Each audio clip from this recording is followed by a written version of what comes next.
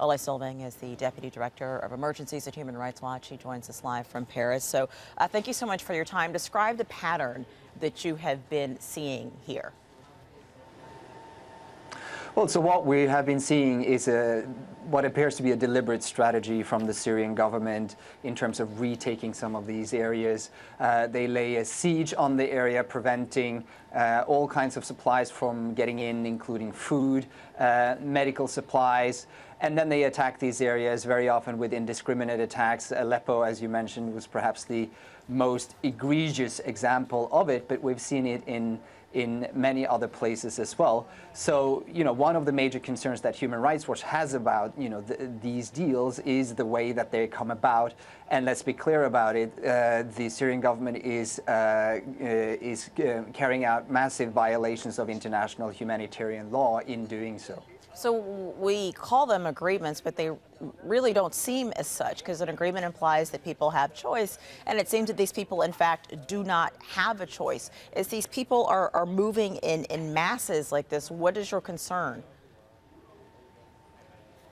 Well, I think one of the reasons why people feel that they don't have any choice is because of what we just talked about, the humanitarian sieges and the indiscriminate bombing. But another reason, I think, and what we're also concerned about, is people feel that the civilians in particular feel that they don't have a choice because they are afraid of getting detained or other repercussions from the Syrian government. And to be honest, that's very justified concerns. Human Rights Watch has documented massive abuses, arbitrary arrest, torture in detention as well.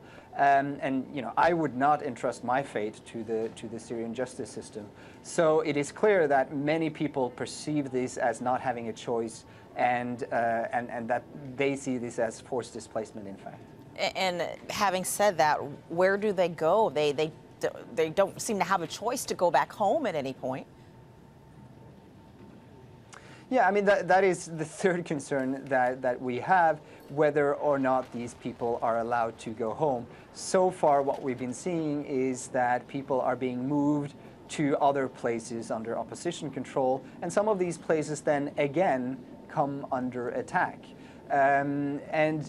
Something that we're following very closely now is whether, in fact, these people are allowed to go home. I think it is a little bit early to draw any firm conclusions. In Aleppo, for example, it seems that some people have been able to move back to eastern Aleppo, but it's not quite clear whether everybody would be allowed to do so. In Daraya, as we talked about, very few people, if any, seem to have been able to move back. So this is something that we're following very closely and that we're concerned about. Okay, Ole Solvang with Human Rights Watch, thank you very much.